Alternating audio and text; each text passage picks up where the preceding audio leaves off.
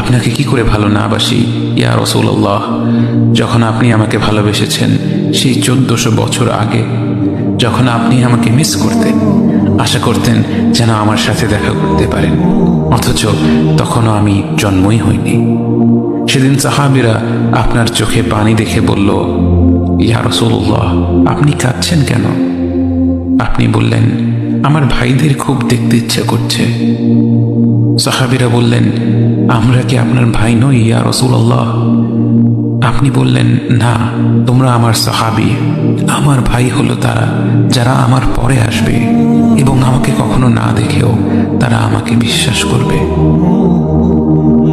মৃত্যুশয্যায় শুয়ে আপনার অন্তরে এই চিন্তা ছিল যে আমাদের পরিণতি কি হবে।